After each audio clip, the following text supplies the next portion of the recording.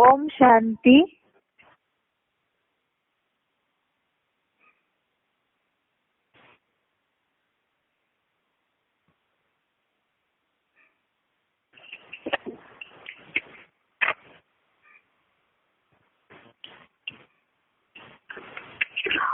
ओम शांति। आज का भगवत गीता का श्लोक है दूसरे अध्याय का 19 नंबर श्लोक, अध्याय सेकंड, श्लोक नंबर 19। श्लोक है य एनम वेत्ति हंतारम यश्चैनम मन्यते हतम उभो तो न विजानीतो नायम हंति न हन्यते। श्लोक दोबारा एक बार। य एनम वेत्ति हंतारम यश्चैनम मन्यते हतम उभो तो न विजानीतो नायम हंति न हन्यते। इसका संधि विच्छेद है श्लोक का। य एनम वेत्ति हंतारम य च एनम मन्यते हतम उभो तो न विजानीतः न अयम हंति न हन्यते।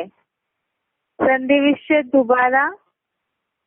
य एनम वेत्ति हंतारम य च एनम मन्यते हतम उभो तो न विजानीतः न अयम हंति न हन्यते।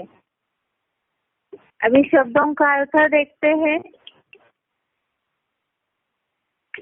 यह अर्थात जो, एनम अर्थात इस, हंतारम अर्थात मारने वाला, व्यक्ति अर्थात समझता है, च अर्थात और, यह अर्थात जो, एनम अर्थात इसे, हंतम अर्थात मरा हुआ, मन्यते अर्थात मानता है, तो उभो अर्थात वे दोनों, न विजानीतः अर्थात नहीं जानते, अयम अर्थात यह, न अर्थात न, हंति अर्थात मारता है, न हन्यते अर्थात न मारा जाता है। शब्दों का अर्थ दोबारा देखते हैं। यह अर्थात जो, एनम अर्थात इस, हंतारम अर्थात मारने वाला, व्यक्ति अर्थात समझता है, च यह अर्थात और जो, एनम अर्थात इसे, हंतम अर्थात मरा हुआ, मन्यते अर्थात मानता है, तो उभो अर्थात वे दोनों, न विजानीतः अर्थात नहीं जानते, अयम अर्थात यह, न अर्थात न, हंति अर्थात मारता है, न हन्यते अर्थात न मारा जाता है। अभी एक बार अर्थ देखते हैं। अर्थ है जो इसको मारने वाला समझता है और जो इसे मरा हुआ मानता है, वे दोनों नहीं जानते। यह न मारता है न मारा जाता है। अर्थात जैसे भगवान अर्जुन को, जो अभी तक हमने श्लोक देखे दूसरे अध्याय में पिछले हफ्ते से, तो सारे श्लोकों में आत्मा क्या है, उसका महत्व या आत्मा कैसी है, उसका रूप कैसे निर्माण हुई, क्या होता है, तो आत्मा के बारे में ही सारी बातें बताई जा रही है। तो इसी में यहाँ ये बात बताई कि आत्मा जो है, जैसे कल के श्लोक में देखा हमने कि आत्मा जो है नित्य है, अविनाशी है और वो प्रत्यक्ष देखी नहीं जाती है, अति सूक्ष्म अनुरूप है, इसलिए माप न करने योग्य है। तो ऐसी ये जो सूक्ष्म आत्मा है, उस सूक्ष्म आत्मा के लिए बताया कि जो इस आत्मा को मारने वाला समझता है और जो इसे मरा हुआ मानता है, वे दोनों ही नहीं जानते। क्या नहीं जानते हैं?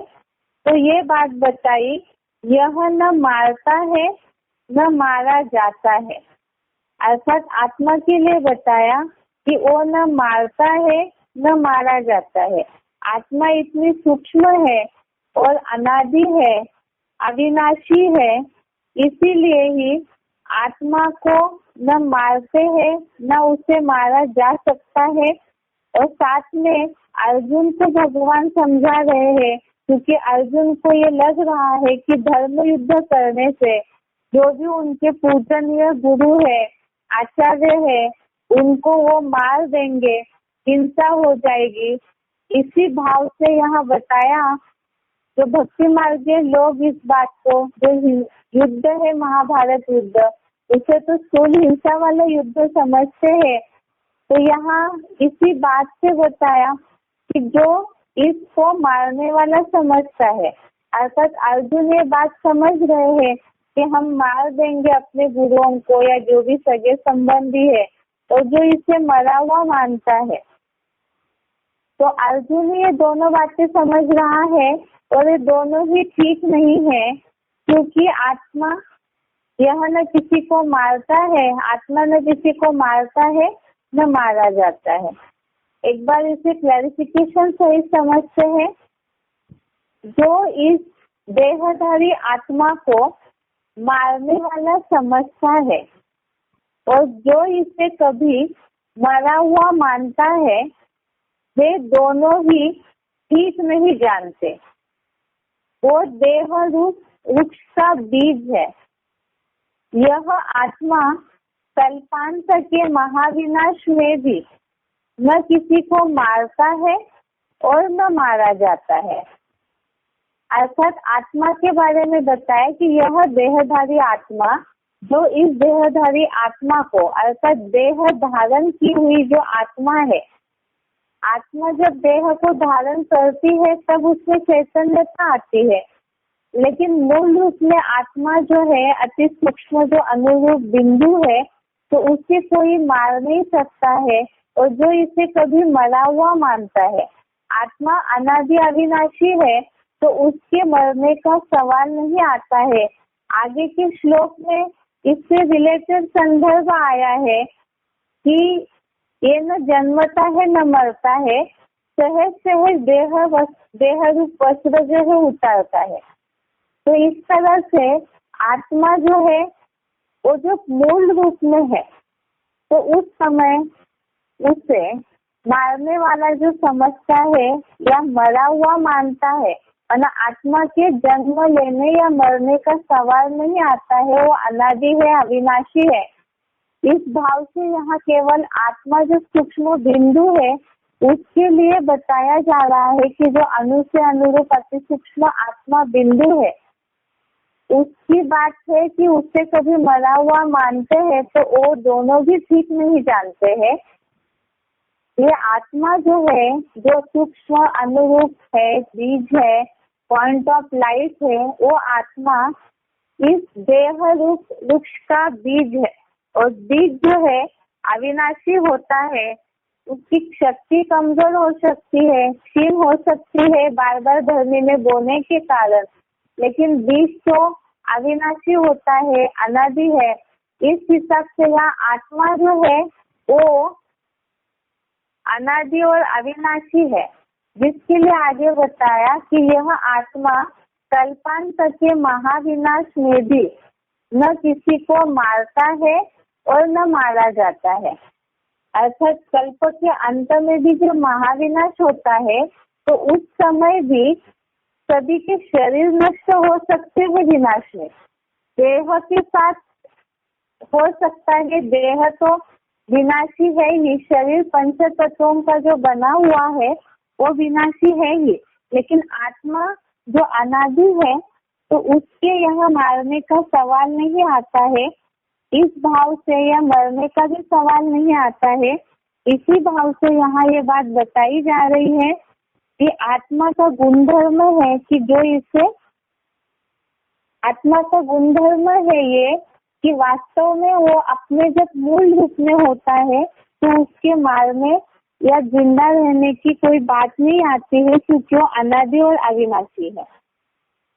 गीता के इन अध्याय में, खास करके दूसरे अध्याय में, जैसे पहले अध्याय में हमने देखा कि अर्जुन जहाँ विवश है अपने जीवन में पूरी तरह से, तो वहाँ अर्जुन को हर जितनी भी मनस्थिति अर्जुन ने पहले अध्याय में बताई तो उसमें सगे संबंधियों के कारण, देह है तो देह के साथ देह के सगे संबंधी जुड़े हुए रहते हैं, और सगे संबंधी है साथ में जहाँ राज्य सुख इन सब बातों की बात आई तो उसके कारण ही कलयुग में तामसीपना आने के कारण सब जगह तामसीपना है। तो अर्जुन की बुद्धि जीवन के युद्ध में जब वो बहुत ज्यादा अपसेट हो जाते हैं, दुखी हो जाते हैं, तब उन्होंने भगवान को जब अपनी बात बताई तो सबसे पहले दूसरे अध्याय में अर्जुन को आत्मा का पाठ पढ़ाया गया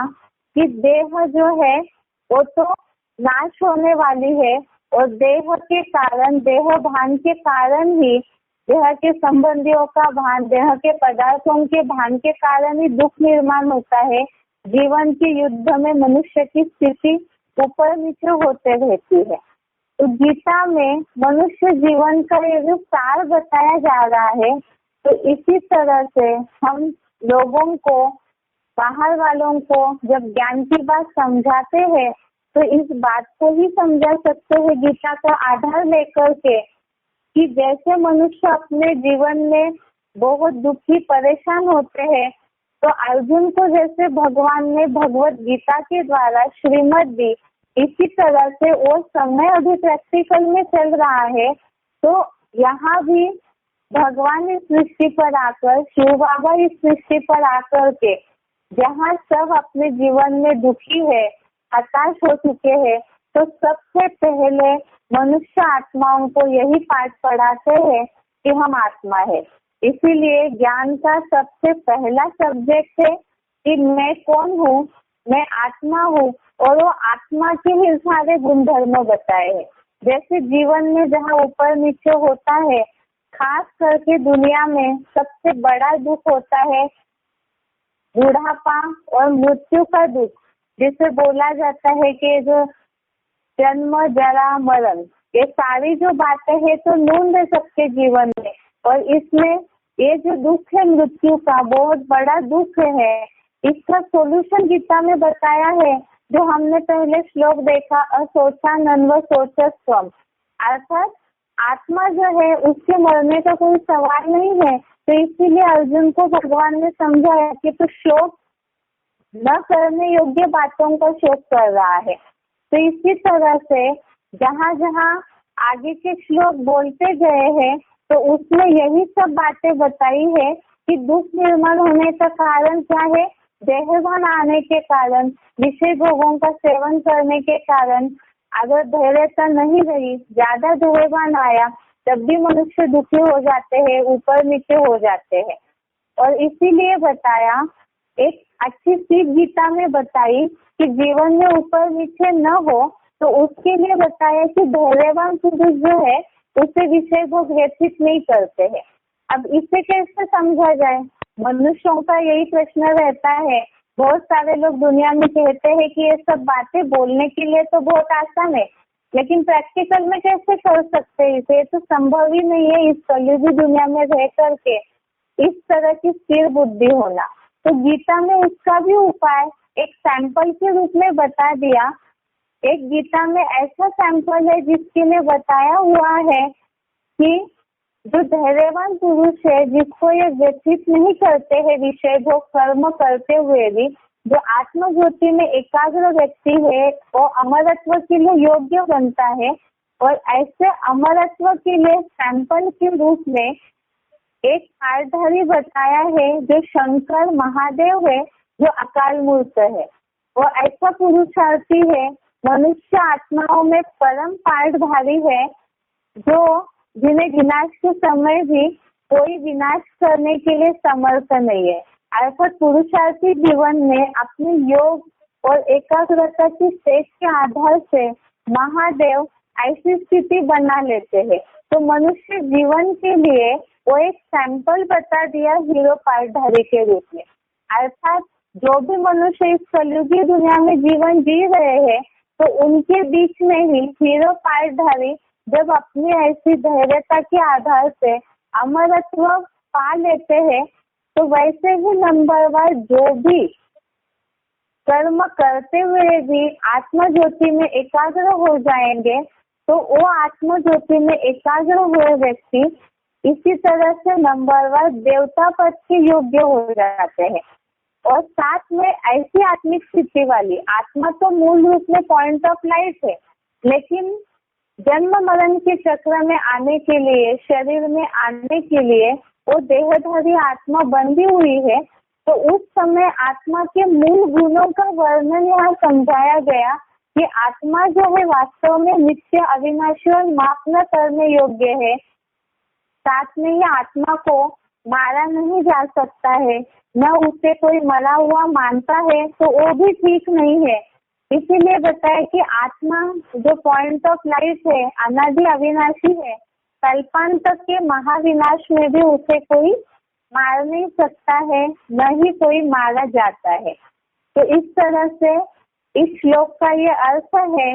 एक तो आत्मा के गुणधर्म बताने के लिए दूसरे अध्याय में बहुत से ऐसे श्लोक है जिसमें आत्मा के बारे में ही सारी बातें बताई है।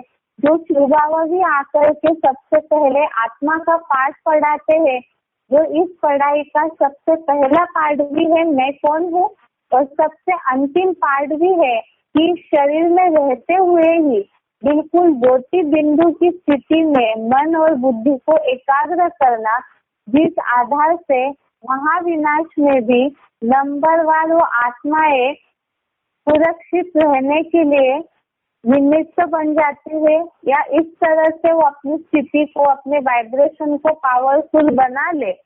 तो हम एडवांस कोर्स के आधार से जब समझाया जाता है कि वो आत्माएं नंबरवार ऐसी पंचम काया बन जाती है। इस तरह से श्लोक का अर्थ है। एक बार दोबारा इस श्लोक का अर्थ देखते हैं।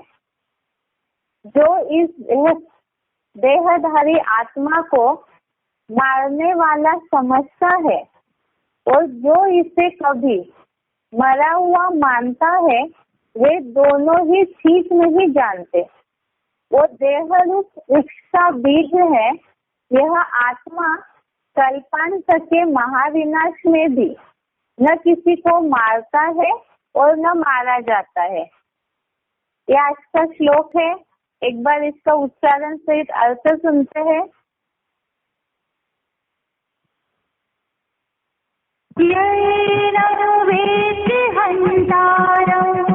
यश्चैनं मन्यते हतम् उभौ तौ न विजानीतो नायं हन्ति न हन्यते। जो देहधारी आत्मा को मारने वाला समझता है और जो इसे कभी मरा हुआ मानता है, वे दोनों ही ठीक नहीं जानते। वो देहरूप वृक्ष का बीज है। यह आत्मा कल्पांत के महाविनाश में भी न किसी को मारता है और न मारा जाता। यैनं वेत्ति हन्तारं यश्चैनं मन्यते हतम् उभौ तौ न विजानीतो नायं हन्ति न हन्यते। जो इस देहधारी आत्मा को मारने वाला समझता है और जो इसे कभी मरा हुआ मानता है, वे दोनों ही ठीक नहीं जानते। वो देहरूप वृक्ष का बीज है। यह आत्मा कल्पांत के महाविनाश में भी न किसी को मारता है और न मारा जाता।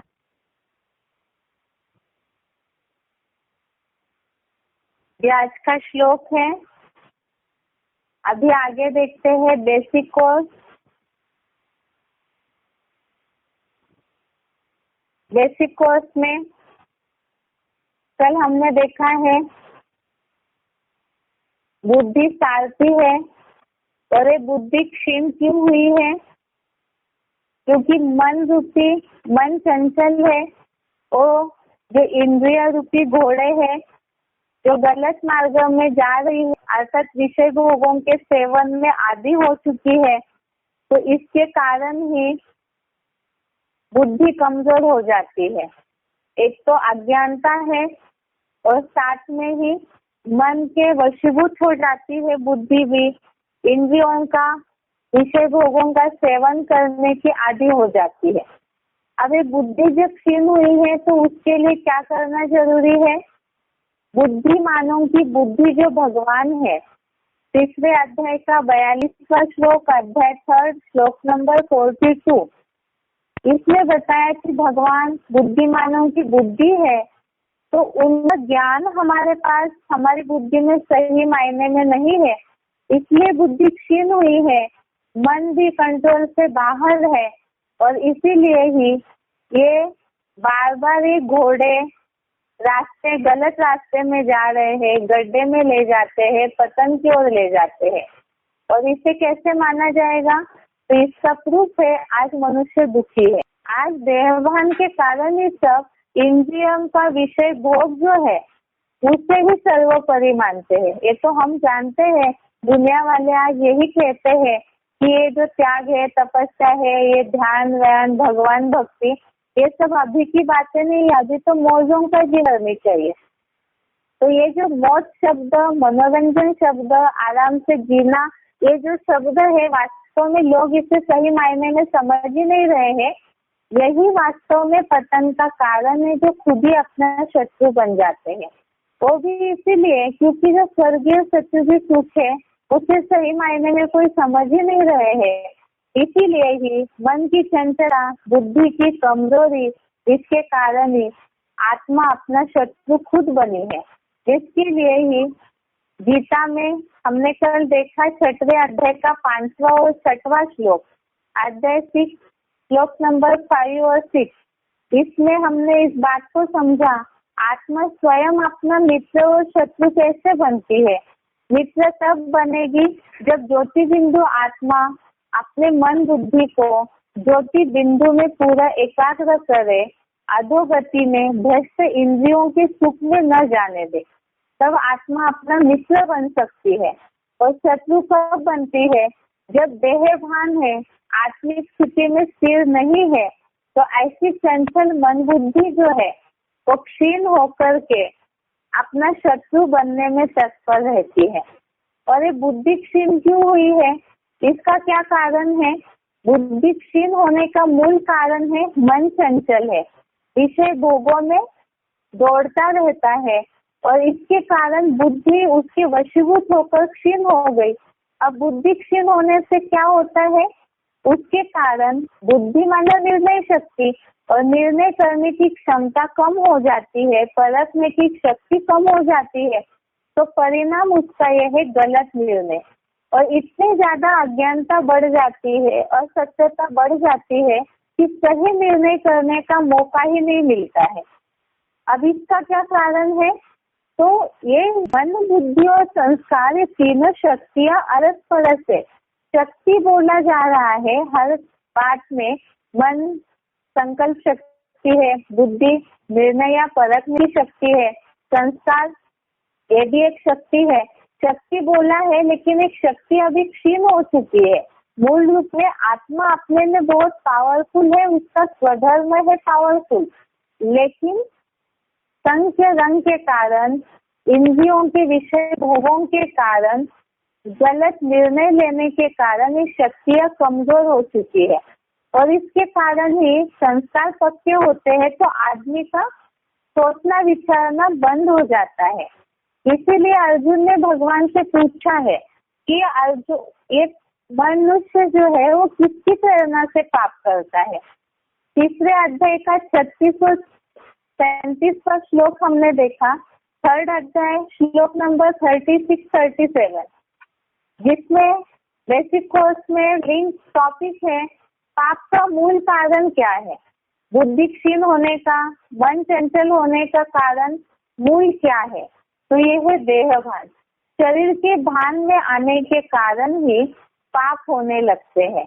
जो बताया है अर्जुन को भगवान ने कि इच्छा न होते हुए भी, अर्जुन ने पूछा कि इच्छा न होते हुए भी किसकी प्रेरणा से पाप करता है, तो भगवान ने उसका उत्तर दिया है 37 नंबर श्लोक में कि ये देहभान के कारण काम विकार आता है, क्रोध भी भोगी है, पापी है और इसे तू वैरी समझ।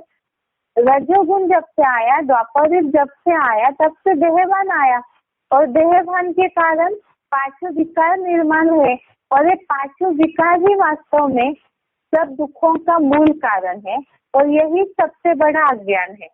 इसके लिए भी हमने समझा कि ये अज्ञान, ये 5 विकार जो है यही वास्तव में असुर बनाने के लक्षण है और यही नरक के द्वार भी है, जिसके लिए हमने 16वें अध्याय का 4था और 16वें अध्याय का 16वां और 21वां श्लोक देखा। अध्याय 16 श्लोक नंबर 4, श्लोक नंबर 16, श्लोक नंबर 21, ये 16 अध्याय के श्लोक हमने देखे जिसमें ये पांचों विकार किस तरह से नरक के द्वार है, असुरों के लक्षण है, ये बताया कि पाखंड, घमंड, अभिमान, क्रोध, कठोरता ये सारे ही राक्षसी संपत्ति से जन्म लेने वालों के हैं। और नंबरवार कलयुग में ये जो अवगुण है परसेंटेजली सभी मनुष्यों में है, क्योंकि 5 विकार आए, 5 विकारों के साथ ही ये दिखावा, पाखंड, दिखावा माना पाखंड, घमंड, देह का अभिमान, क्रोध, कठोरता, ये सारे ही अवगुण जो है वो मनुष्य में नंबरवार प्रवेश कर जाते हैं।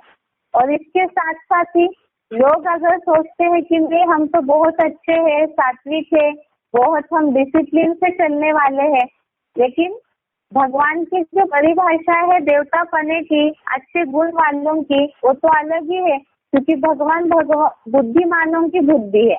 इसीलिए ही 16वें श्लोक में ये बताया कि अनेक विचारों में भटके हुए, संबंधियों के मोह जाल में पूरे घिरे हुए, काम भोग में पूरे आसक्त हुए, रोज नरक में गिरते हैं।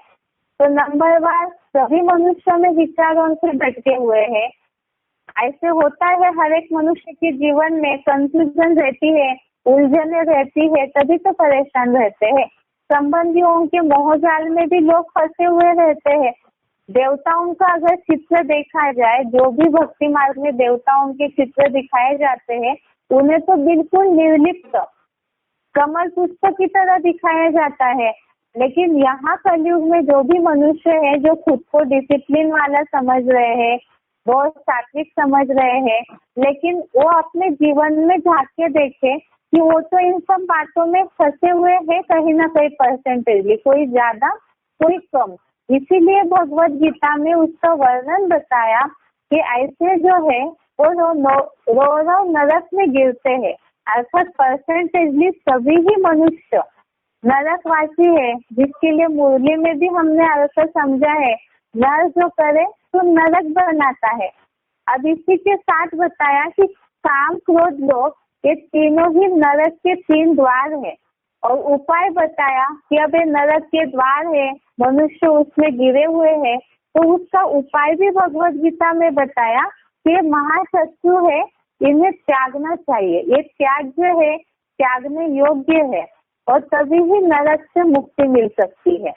अब इसके लिए ही साथ साथ ये अज्ञानता जो बढ़ी है, बुद्धि क्षीण हुई है, इसका क्या कारण है? एक तो हमने देखा कि काम क्रोध, ये जो लोभ वगैरह है, इसके कारण ही देहभान के कारण ये विकार आए, ये विकारों के कारण ही बुद्धि नष्ट हो गई, नरक में गिर गए और इसी के कारण ही अज्ञान बढ़ गया। तो अभी आज हमें देखना है कि अज्ञानता का मूल कारण क्या है। लोगों को इस बात को, जिज्ञासुओं को इस बात से कन्विंस करना जरूरी है कि हम वास्तव में जिसे ज्ञान समझ रहे हैं वो मूल ज्ञान नहीं है जिससे हम सुख शांति की प्राप्ति कर सके।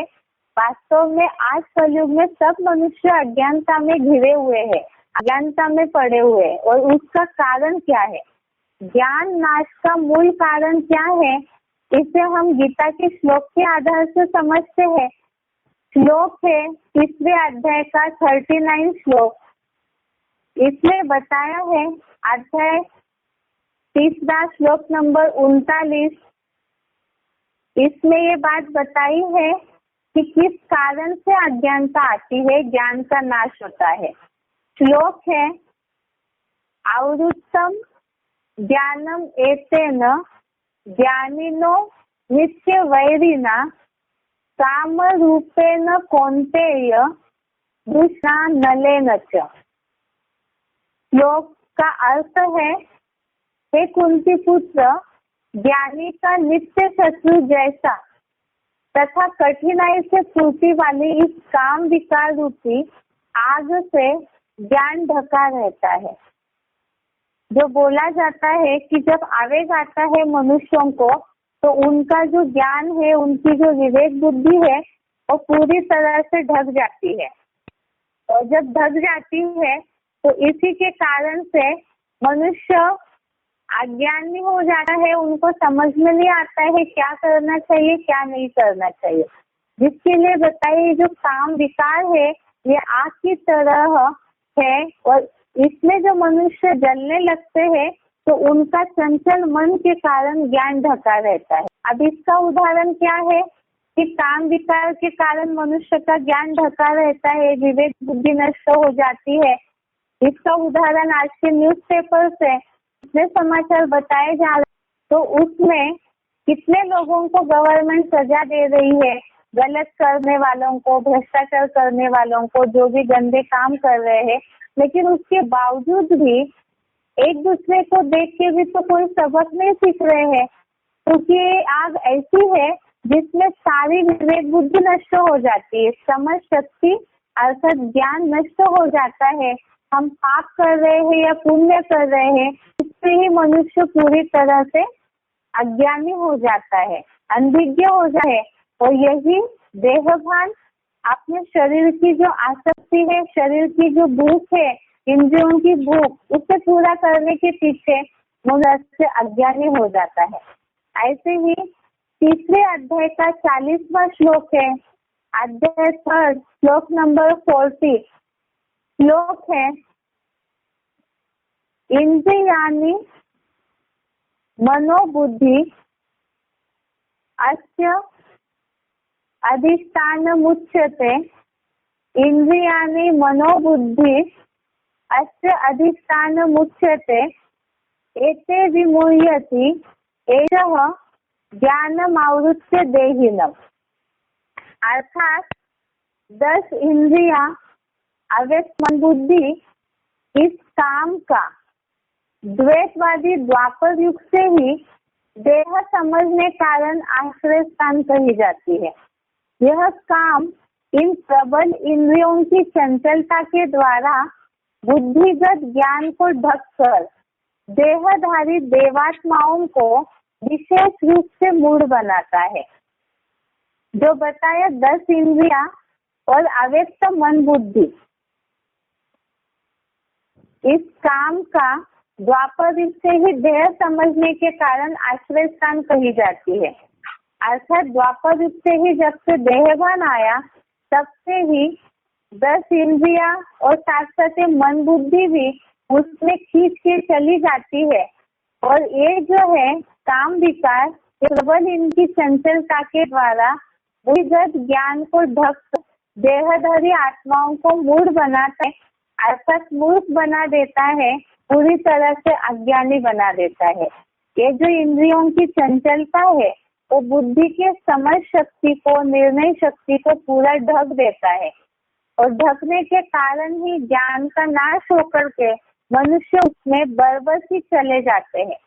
जो हमने समझा कि एक तो संस्कार है पूर्व जन्मों के और साथ साथ मन बुद्धि की चंचलता, आत्मिक स्थिति का भान न रहना, आत्मा हूँ मैं इस बात की अज्ञानता, इसके कारण ही आत्मा को भूलने के कारण ही, इस बात की अज्ञानता के कारण ही ज्ञान का नाश हो जाता है। और इसके कारण ही काम विकार से ही बुद्धि नष्ट हो जाती है और उसके कारण सब कुछ ही मनुष्य का नुकसान हो जाता है। वो कैसे? सभी लोग इस बात को तो मानेंगे नहीं, केवल एक आध बात से जिस तरह से यहाँ बोला हुआ है श्लोक में कि काम विकार के कारण ही ज्ञान ढक जाता है या इंद्रियों को चंचलता के कारण विशेष रूप से मनुष्य को मूढ़ बनाता है, इसे सहजता से तो कोई नहीं मानेंगे। तो इसकी विधि भी बताई है कि किस प्रोसेस से मनुष्य की बुद्धि काम विकार के कारण नष्ट होती है और इस देह भान के कारण, काम विकार की निर्मिति के कारण बाकी विकार आकर के मनुष्य को पूरा नष्ट कर देते हैं। उसे ही गीता की और श्लोक में बताया है, दूसरे अध्याय का 62 और 63 नंबर का श्लोक। अध्याय 2 श्लोक नंबर 62 और 63, दूसरे अध्याय का 62 और 63 नंबर का श्लोक। ये श्लोक है, ध्यायतो विषयान् पुरुषः संगस्तेषु उपजायते, संगात् संगायते कामा, कामात् क्रोधो अभिजायते, क्रोधात् भवति सम्मोहः, सम्मोहात् स्मृतिविभ्रमः, स्मृतिभ्रंशात् बुद्धिनाशो, बुद्धिनाशात् प्रणश्यति। इसका अर्थ है, विषय भोगों का ध्यान करने वाले पुरुष को उन विषयों में आसक्ति, लगाव उत्पन्न होता है। आसक्ति से मनसा संकल्प में कामना भली भांति पैदा होती है। दैहिक विकारी कामना प्रायः पूरी न होने से अनियंत्रित क्रोध जोर से उत्पन्न होता है। क्रोध से संपूर्ण मोह अर्थात मूढ़ता आती है। भरपूर मूढ़ता से जड़जड़ीभूत बुद्धि द्वारा स्मृति का नाश होता है। स्मृति के भ्रष्ट होने से परख और निर्णय शक्ति रूपा समझ शक्ति बुद्धि नष्ट होती है और बुद्धि नष्ट होने से धर्म पर अनिश्चय रूपी मृत्यु होती है। इसमें ये बात बताई कि किस तरह से मनुष्य का जीवन नष्ट हो जाता है। विषय भोगों का ध्यान करने वाले पुरुष को उन विषयों में आसक्ति या लगाव उत्पन्न हो जाता है। अर्थात देह भान आता है तो मन बुद्धि में चंचलता आती है। मन बुद्धि में चंचलता आने के कारण विकारी भावनाएं निर्माण होती है। अब उससे अगर मन इंद्रियों के वशीभूत होकर चंचलता करे, उन्हीं विषय भोगों का ध्यान करता रहे, तो ऑटोमेटिकली ही बार बार उसके प्रति संकल्प चलाने के कारण उन विषयों में आसक्ति निर्माण हो जाती है। अर्थात मन बुद्धि बार बार उन इंद्रियों का भोग सेवन करने में खींची चली जाती है और इस तरह से आसक्ति से मन में संकल्प में कामना भली भांति उत्पन्न होती है और दैहिक विकारी कामना पूरी न होने से अनियंत्रित क्रोध जोर से उत्पन्न होता है। जो बताए कि इंद्रियों की चंचलता मन को जब खींच लेती है तो ये जो है आग जैसे बहुत तेज जलने लगती है, तो उसे कंट्रोल करना मुश्किल होता है। ऐसे होता है कि बहुत सारा पानी डालने पर भी कई बार आग कंट्रोल में नहीं आती है। तो इसी तरह से बार बार देहभान के कारण ये जो विषय भोगों का ध्यान करते हैं या तो आसक्ति निर्माण होती है, उससे मनुष्य समय से अगर नहीं रोकते ही इस आवेग को, तो वो इच्छाएं पूरी न होने पर, कामनाएं पूरी न होने पर, दैहिक जो भोग है वो भूख पूरी न होने पर अनियंत्रित क्रोध आता है। और जिसका दुनिया में उदाहरण देखते हैं, ये तो कहावत बोली है कि क्रोधी के घर के मटके सूख जाते हैं, ये तो कहावत है। लेकिन हम आज दुनिया में देखते हैं जितनी भी हिंसाएं हो रही है, आतंकवाद फैला हुआ है, जो कुछ भी आज कलयुगी समाज में दुख अशांति फैली हुई है, घर भर में जो लड़ाई झगड़े का माहौल फैला हुआ है, युद्ध की स्थिति है, देश विदेशों में जो भी युद्ध हो रहे हैं, तो उसका मूल कारण है मन बुद्धि की क्षीणता। और उसके साथ साथ ही क्रोध उत्पन्न होकर के मनुष्य काम क्रोध की आग में ऐसे जलने लगता है कि वो बिल्कुल ही जो बताया है श्लोक में कि क्रोध के कारण मूढ़ता आती है, माना मोह बढ़ जाता है और उसके कारण मूर्खता अर्थात अज्ञानता भी भरपूर हो जाती है। और ऐसी अज्ञानता के कारण स्मृति का नाश हो जाता है। क्या करना है क्या नहीं करना है व्यक्ति ये भूल जाता है। जैसे बहुत गुस्से में आता है व्यक्ति, तो कई बार हाथ पांव चलाने लगते हैं, हिंसा करने लगते हैं, लेकिन उन्हें नहीं समझ में आता है कि गुस्से में आकर के उन्हें क्या किया। जब कई बार लोगों की थोड़ी बहुत परसेंटेज भी विवेक बुद्धि बाकी है, तो फिर भी क्रोध शांत होने के बाद उनको समझ आए कि हाँ हम गुस्सा कर रहे थे। लेकिन कई बार तो मनुष्य की स्मृति इतनी नष्ट हो जाती है, इतना ज्यादा विकारों का प्रभाव बढ़ता है कि वो पूरी तरह से बुद्धि नष्ट हो जाती है और उसके कारण अनिश्चय रूपी मृत्यु हो जाती है। यहाँ तो क्लैरिफिकेशन ज्ञान के हिसाब से शिव बाबा ने लिखा है। दुनिया का उदाहरण अगर देखें तो क्रोध में आज दुनिया में हम देखते हैं कि क्रोध के कारण ये जो सुसाइड कर रहे हैं, आत्महत्याएं कर रहे हैं, जो कुछ भी इस तरह से अपने साथ आत्मघात करते हैं, कई बार औरों की भी हिंसा करने लगते हैं, तो इसका मूल कारण है क्रोध से बुद्धि नष्ट हो जाती है। तो या तो अपना घात करते हैं या तो औरों का घात करने के निमित्त बन जाते हैं। तो स्कूल में भी ये बात और साथ में ज्ञान मार्गों में भी अगर आत्मिक स्थिति की अच्छी प्रैक्टिस नहीं करते हैं तो काम विकार से बुद्धि नष्ट होने के कारण बाकी विकार निर्माण होने लगते हैं और उसके कारण नष्ट होकर के धर्म पर अनिश्चय रूपी मृत्यु हो जाती है। अर्थात धर्म अर्थात धारणाएं वो पूरी तरह से नष्ट हो जाती है, बुद्धि पूरी अज्ञानी बन जाती है। और इसी के कारण मूल बात बताई हुई है देहभान। आत्मा का लेसन समझाने का खास कारण है कि खुद को आत्मा समझेंगे तो आत्मा मूल रूप में निर्विकारी है, मूल रूप में केवल एक पॉइंट ऑफ लाइट है, अणु से भी अणु है और उसके ऊपर प्रकृति का कोई असर ही नहीं होता है। लेकिन जब वो देहभान में आती है, शरीर के कनेक्शन में आती है, तो प्रकृति के 3 गुणों में बरबसी खींचती चली जाती है। और इसी के लिए ही क्या करना जरूरी है कि इतना ज्यादा मनुष्य का नुकसान हो रहा है कि धर्म पर अनिश्चय रूपी मृत्यु हो जाती है। दुनिया में भी लोग आपघात करने लगते हैं, मेंटल टेंशन बढ़ने लगते हैं, डिप्रेशन बढ़ने लगता है, अपने जीवन में असफल हो जाते हैं। तो इसके लिए कोई उपाय भी तो होगा।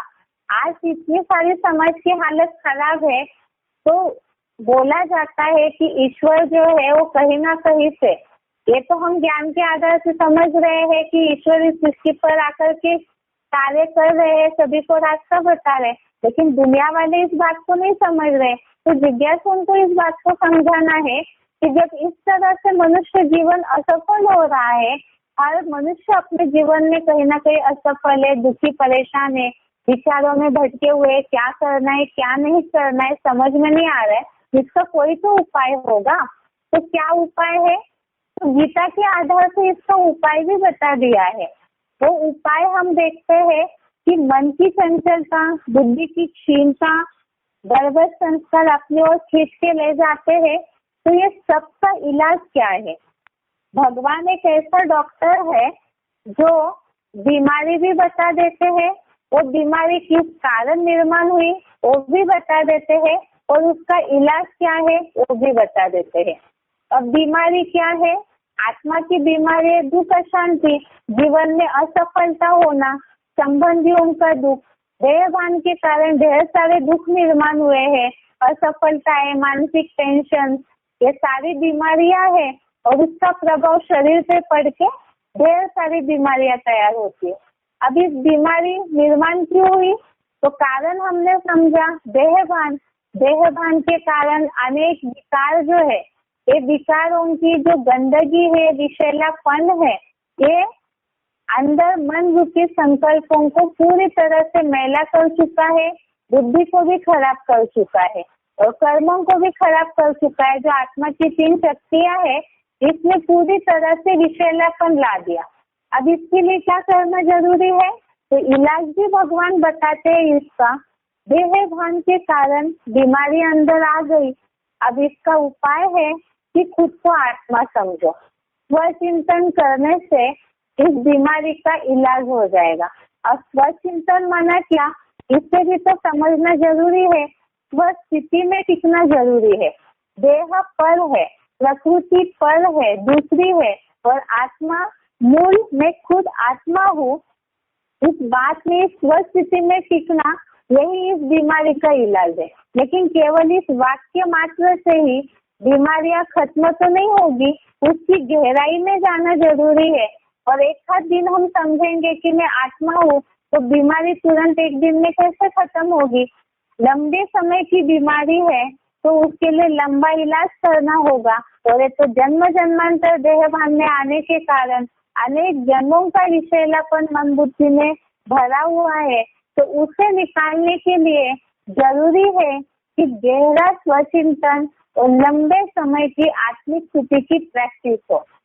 अब इसे हम देखते हैं आज कि स्वचिंतन कैसे करें, स्व स्थिति में कैसे टिके। सबसे पहले तो देह भान है, अर्थात मैं देह हूँ। इस अज्ञानता के कारण ही 5 विकारों के वशीभूत होकर के बुद्धि नष्ट हो गई।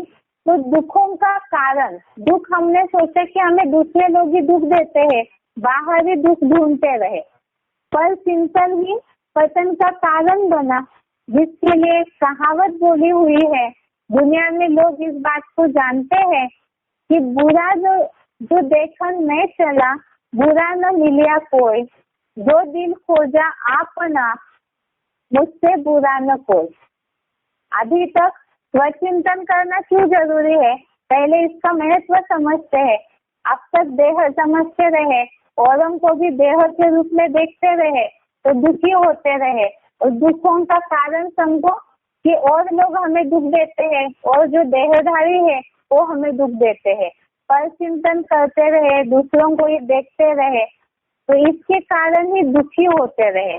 लेकिन पुराने जमाने में ही कवियों ने, साधु संतों ने इस बात की सीख व्यवहारिक रूप से ही दी है।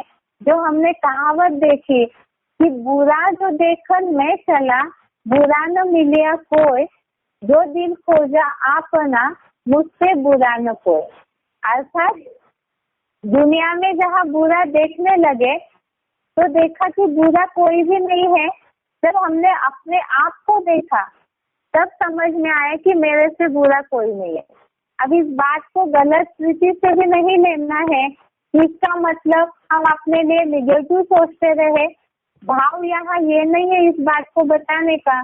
जिज्ञासु भी कई बार ये सोचेंगे कि अच्छा हम बुरा है, हम बुरे हैं, इसी बात को हम सोचते रहे, ये कैसा ज्ञान है? यहाँ बात है स्वचिंतन इसलिए करना है ताकि हम अपनी कमियों को निकाल सके और अपने जीवन में जो दुख अशांति है उसे मिटा सके। क्योंकि बीमार हम हैं तो दवाई भी हमें लेनी है, और ये दवाई है कि हम स्वचिंतन करें, स्व स्थिति में टिके। जिसके लिए बताए कि मैं आत्मा हूँ। आत्मा जो है वो अपना मित्र और शत्रु खुद बनते हैं। इस बात का स्वचिंतन का ज्ञान नहीं था और एक ज्ञान न होने के कारण ही हमारा पतन होते गए। अब इसीलिए बताया कि भगवान आकर के खास ये ज्ञान देते हैं, अध्यात्म ज्ञान, स्वस्थिति का ज्ञान, आत्मा के अंदर का ज्ञान। अध्यात्म माना आध्य अर्थात अंदर, अधि अर्थात अंदर और आत्मिक अर्थात आध्यात्मिक ज्ञान अर्थात ही आत्मा का ज्ञान देते हैं भगवान, जिसके कारण स्वस्थिति में टिक कर के ही हम अपनी बीमारियों को, दुखों को नष्ट कर सकते हैं। जिसके लिए बोला हुआ है कि गीता में 10वें अध्याय का 32वां श्लोक है। गीता में अध्याय 10 श्लोक नंबर 32, इसमें ये बात आई हुई है, भगवान आकर के आध्यात्म विद्या, जो सब विद्याओं से भी श्रेष्ठ विद्या है, ऐसे आध्यात्म विद्या का ज्ञान देते हैं। एक श्लोक है अध्याय 10 श्लोक नंबर 32, श्लोक है सर्गानाम आदि अंतश्च मध्यम चैव अहम अर्जुन अध्यात्म विद्या विद्यानाम वादः प्रवदताम अहम। अर्थात इसमें ये बात आई हुई है कि विद्याओं में आध्यात्मिक विद्या को, अर्थात ही यहाँ जो विद्याओं से भी श्रेष्ठ विद्या है, ऐसा श्रेष्ठ आध्यात्मिक ज्ञान, आध्यात्म विद्या भगवान के सिवाय कोई दे नहीं सकते हैं। क्यों नहीं दे सकते हैं? क्योंकि मनुष्य जो है वो तो सब जन्म मरण के चक्र में आकर के कहीं ना कहीं नंबरवार परसेंटेज में दुखी है। इसीलिए मनुष्य आत्मा के अंदर का ज्ञान दे ही नहीं सकते हैं, जो खुद है वह अन्य फंसे हुए हैं। इसीलिए ही भगवान आकर के ज्ञान दे रहे हैं कि स्वचिंतन करना है, सीखना है। आत्मा का मूल धर्म है स्वधर्म, और जब इसमें सीखती है आत्मा, तब ही सही इलाज हो सकता है बीमारियों का। जो मानसिक टेंशन है, डिप्रेशन है, लोग जो आत्मघात करके महापापी बन रहे हैं, तो वो सबका निवारण एक ही है, स्वस्थिति में टिके, खुद को आत्मा समझे। जिसके लिए बोला जाता है पर चिंतन पतन की जड़ है और स्वचिंतन है। और इस स्वचिंतन में सबसे पहली स्टेप है कि हम आत्मा है, ज्योति बिंदु स्टार आत्मा है। और जब इस बात में हम सीखेंगे, जिसके लिए बोला जाता है सुखों का कारण क्या है, तो इसका चाबी बताई है अंतर्मुखी सदा सुखी।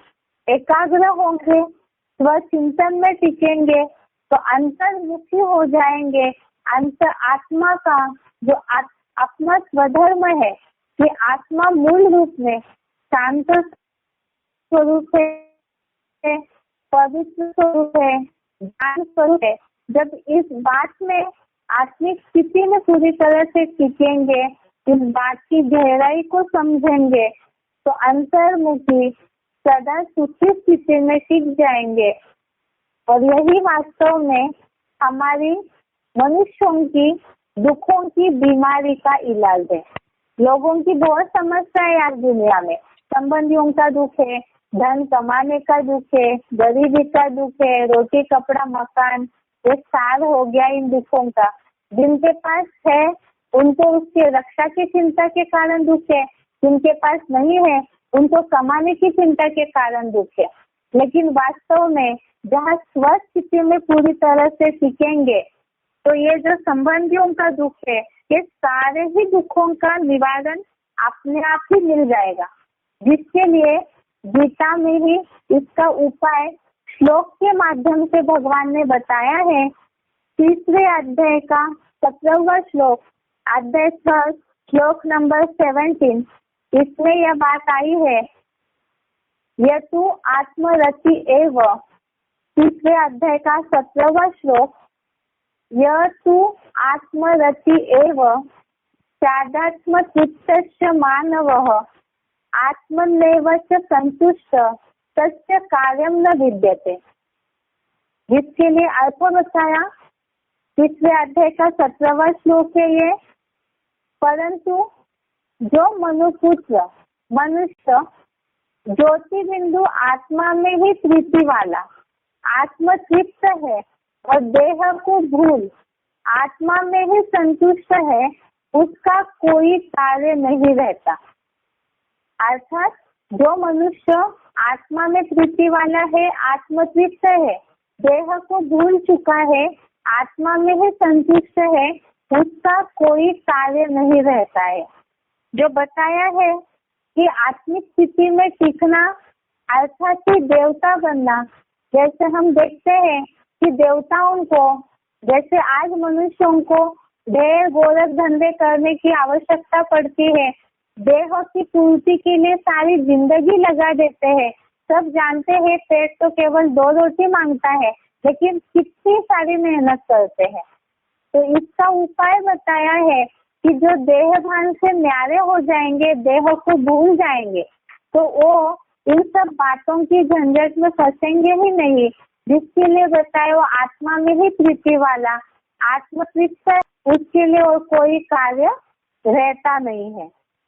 इसी के लिए ही 3 अध्याय का 35वां श्लोक, अध्याय 3 श्लोक नंबर 35, 3 अध्याय का 35वां श्लोक, इसमें आत्मा का स्वधर्म क्या है इसका खास परिभाषा इसकी बताई हुई है कि स्वधर्म स्वस्थिति क्या है। श्लोक है 3 अध्याय का 35वां श्लोक, श्रेयान् स्वधर्मो विगुणः परधर्मात् स्वनुष्ठितात् स्वधर्मे निधनं श्रेय परधर्मो भयावह। श्रेयान् स्वधर्मो विगुणः परधर्मात् स्वनुष्ठितात् स्वधर्मे निधनं श्रेय परधर्मो भयावह। अर्थात स्वधर्म का पालन करने से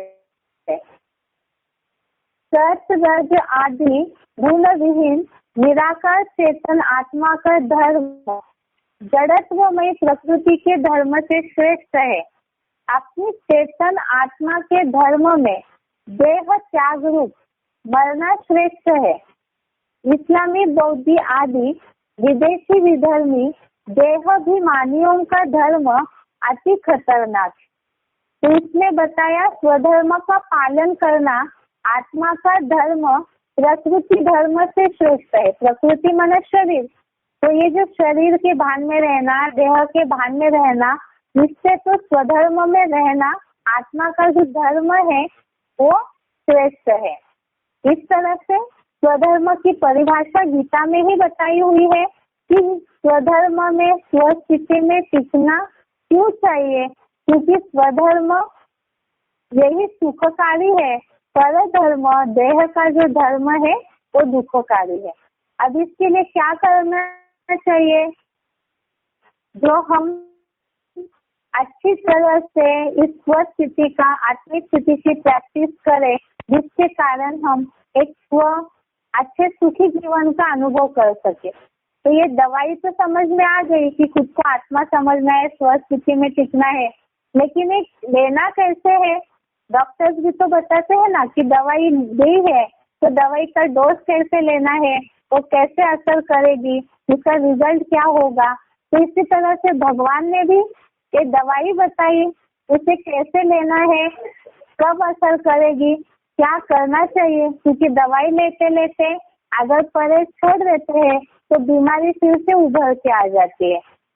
इसीलिए ही इसे किस तरह से अपनाना है इसका उपाय बताया है। स्वस्थिति का अभ्यास कैसे करना है, जिसे हम कल देखते हैं।